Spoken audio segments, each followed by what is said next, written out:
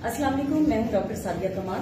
हम तोसा शरीफ में मौजूद हैं और ये सबको पता है पूरी दुनिया को कि इस वक्त सैलाब आया हुआ है पूरे पाकिस्तान में और जो सर्वे हुआ है उसके मुताबिक 3.25 करोड़ से ज्यादा लोग हैं जो मुतासिर हुए हैं और उनमें कहा जा रहा है कि 10 लाख खवातीन भी हैं और उसके लिए तमाम हमें इस वक्त सबसे पहले तो हमें लगता था कि कोई भी सियासी जमात नहीं है, लेकिन आहिस्ता आहिस्ता हमें तमाम जो सियासी जमातें हैं वो भी हमें एक्टिव नजर आई, रिफाई इदारे भी हमें नजर आए और इनफरादी तौर पर भी।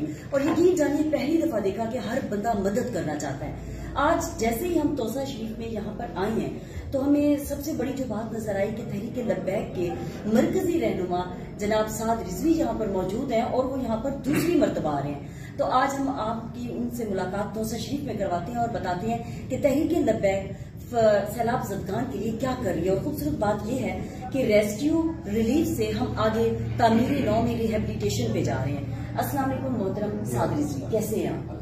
आपका बहुत शुक्रिया कि आपने रख दिया।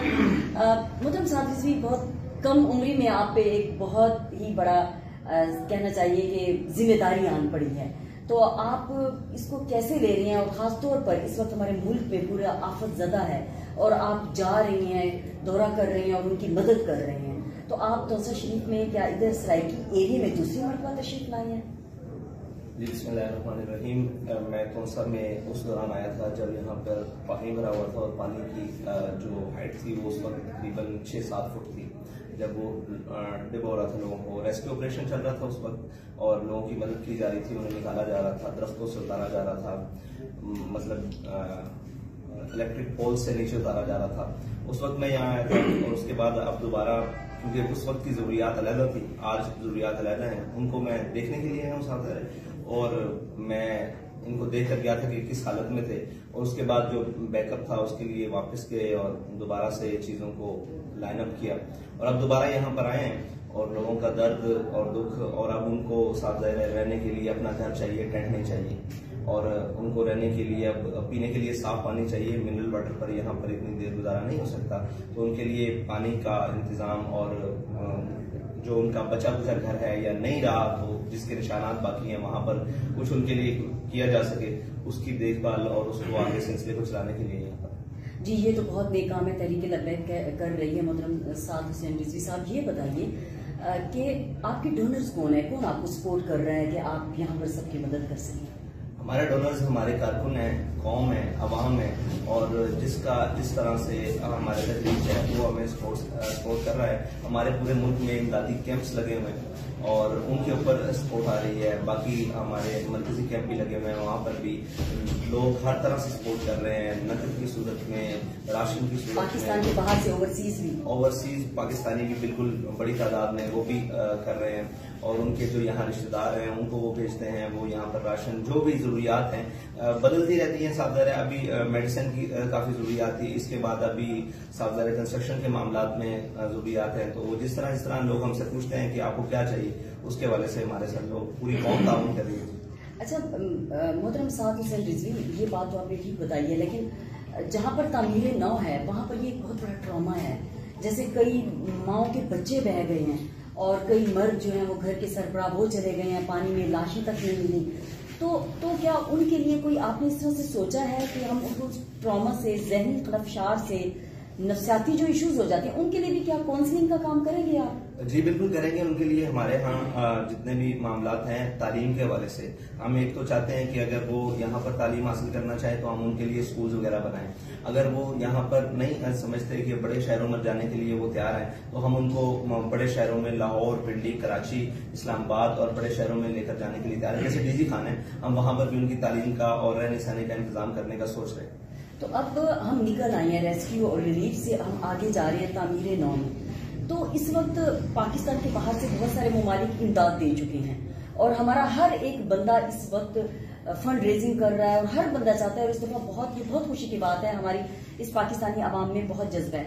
लेकिन यहाँ पर साद हुसैन रिजवी साहब, कहीं पे ये भी नजर आया है कि किसी जगह पे बहुत ज्यादा इमदाद मिल रही है, किसी जगह पे झगड़े पड़ रहे हैं, कहीं जगह पे कोई एनजीओ ऐसी है फेक जो पैसा खा रही है। तो इस वक्त तहरीक लब्बैक ने क्या मैकेनिज्म बनाया है कि जिससे आप ये समझें कि आप मुनसिफाना बराबर की तकसीम और सस्टेन रखेंगे?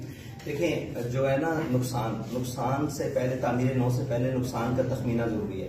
किसका कितना कहाँ नुकसान हुआ है। ठीक है, ये एक बहुत बुनियादी अंसर है। दूसरी बात यह है कि रियासत की पहली जिम्मेदारी है कि वो लोगों तक पहुंचे। ठीक है जी, हम रियासत के साथ मिलकर काम करना चाहते हैं और रियासती मशीनरी को इस काम के अंदर इस्तेमाल करना चाहते हैं, लेकिन यहाँ पर रियासत नाम की, हुकूमत नाम की कोई चीज हमें नजर नहीं है। जहां तक मैं गया हूँ, अल्लाह जाने अब वो कहाँ तक काम कर रहे हैं, और उन्होंने काफी सारे फंड्स का ऐलान भी किया। आपसे अभी तक कोई राब्ता भी रियासत की तरफ से नहीं हुआ? रियासती सतह पर हमारे साथ किसी किस्म का राब्ता नहीं है, और ना किसी ने कहा है कि आप क्या कर रहे हैं हमें बताएं, या हम बिल्कुल तैयार हैं कि साहब जरा ये पूरा एक निजाम है और इसका तखमीना लगे कि यहाँ नुकसान कितना हुआ है, उसके बाद तामीर नौ हो तो बेहतर है। अगर तामीर नौ इनफरादी हैसियत में कोई भी फाउंडेशन या कोई भी करेगी तो वहां करप्शन का भी बाजार सरगर्म होगा, और लोग भी ऐसे सरगर्म होंगे जिन्होंने अफरा तफरी फैलानी है। आपने देखा होगा कि बहुत सारे रोडों पर लोग आकर वहां से जो माइग्रेट करते हैं, उनका जिनका पेशावर है वो आकर बैठ गए हैं और उन्होंने छीना कपड़ी शुरू कर दिया। हमारे लड़के अभी भी एक अस्पताल में 2 घर जा चुके हैं, सिंध के अंदर उनको मारा भी गया है, और अभी उनके से मोबाइल भी छीन लिए गए, सारा कुछ छीन लिया। अब तो हम अपनी जो इमदाद भेज रहे हैं उसके ऊपर कोई बैनर वगैरह भी नहीं है, खाली ट्रक्स जा रहे हैं और वो उनको नामालूम मकाम पर उतार कर। तो आपने पूरे पाकिस्तान में अपना एक सिस्टम बनाया हुआ है, तहरीक लब्बैक में आपके कारकुन हैं हर इलाके में, और इस वक्त आफतज़दा इलाकों में भी काम कर रहे हैं। तो ये फरमाइएगा कि खवातीन भी 10 लाख से ज्यादा मुतासिर हुई हैं, तो क्या आपने ये सोचा है कि क्या खवातीन का भी आप कोई अपना, जिस तरह से मुख्तलिफ और भी सियासी जमातें या रिफाई इदारे बनाते हैं कि खवातीन विंग होता है, तो तहरीक लब्बैक का खवातीन विंग मौजूद है।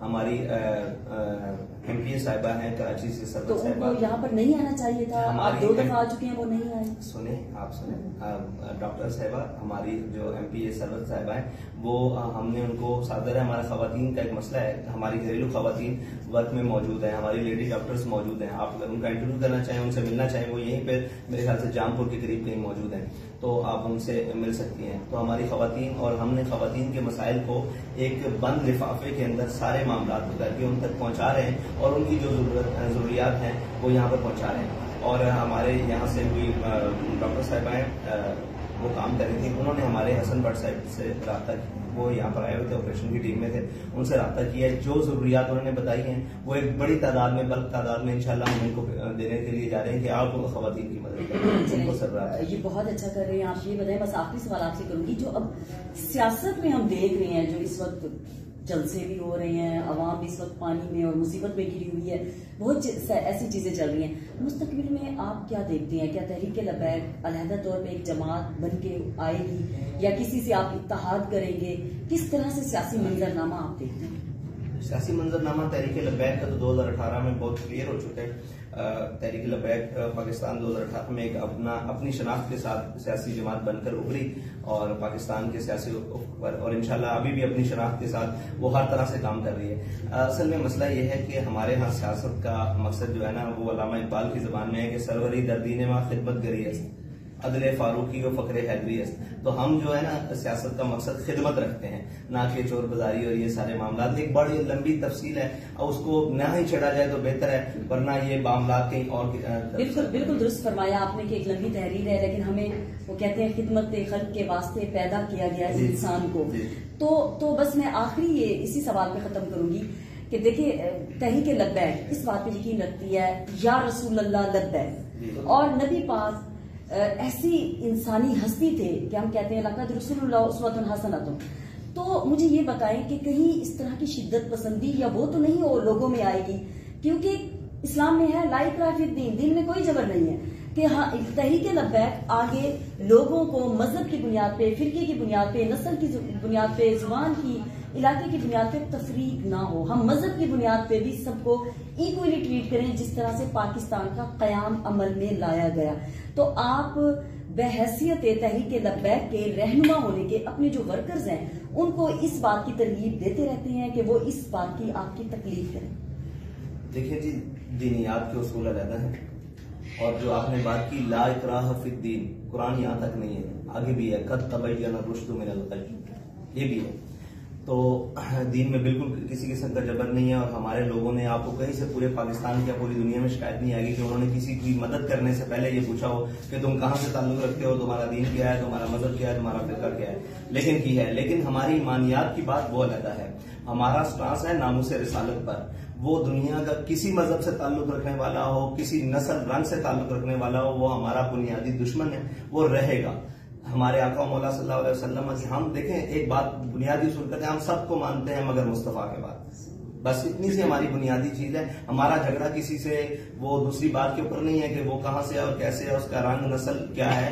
ये तो हमारे आका मौला सल्लल्लाहु अलैहि वसल्लम सारी जो तफरीक है वो खत्म करके गए, ये सारी तफरीकें। हमारा मसला हमारे आका मौला सल्लल्लाहु अलैहि वसल्लम की इज्जत की जंग है, जो पूरी दुनिया में नामूस रिसालत की जंग है, हम उसके ऊपर खड़े हुए हैं। बाकी दूसरी बात रही खिदमत की, तो यहाँ मुसलमानों की हुकूमत में सारी आप तारीख उठाकर देख लें, और हमारे बड़ों ने जिन्होंने हुकूमतें की हैं और जिन्होंने यहाँ निजाम चलाया, 1000 साल तो बड़े सगीर में चलाया, वो उनके निजाम में देख लें, यहाँ हिंदू भी रहे हैं, सिख भी रहे हैं, पारसी भी रहे हैं, सारे मजाहब रहे हैं, और उनको अमन के साथ रखा गया है, बल्कि उनका ख्याल ज्यादा रखा गया इसलिए कि वो अकलियत के तौर पर रहे हैं। तो जहां इस्लाम की हुकूमत आती है, आप अभी देख लें, अफगानिस्तान में देख लें, कहीं भी देख लें, वो इस्लाम का रंग जो मगरिब ने पेश किया है वो अलहदा है, वरना जो कुछ इस्लाम खिदमत खल्क और इस्लाम जो बुनियादी इंसान को हुकूक देता है, वो कोई दीन मजहब या कोई इंसानियत के नाम पर ढोंग सोच ही नहीं सकता। वो बिल्कुल बात आपकी ठीक है। सूरत अल-अहज़ाब की आयत नंबर 22 में है कि मोहम्मद तुम में से किसी के बाप नहीं है और वो खातमुन नबीयीन है। हम इस बात पे तमाम मुसलमान यकीन रखते हैं। मेरा सिर्फ ये कहने का मकसद है कि हम आगे जिसमें भी जाएं, लेकिन जिस तरह नबी पाक सबकी इज्जत करते रहते थे, आपने देखा कि उन पर जुल्म के जो पहाड़ ढाए गए तो भी आपने बद्दुआ नहीं की। मैं सिर्फ ये चाहती हूँ कि हम उनकी जो तालीमात हैं उसको आगे तक फैलाएं और कुछ नहीं। तहरीक लब्बैक से यही उम्मीद करती हूँ। आप कोई मैसेज दें? जी, हुजूर सैयद आलम सल्लल्लाहु अलैहि वसल्लम की तालीमात जो हैं वो एक ऐसा निज़ाम है जिसके अंदर अदल हो, जिसके अंदर तमाम लोगों की अपनी रियाया की खिदमत हो। मेरे आका मौला सल्लल्लाहु अलैहि वसल्लम ने फरमाया कौम का सरदार कौम का खादिम होता है। तो आप यहाँ देख लें कि कौम का कौन सा सरदार कौम का खादिम है। बहुत शुक्रिया।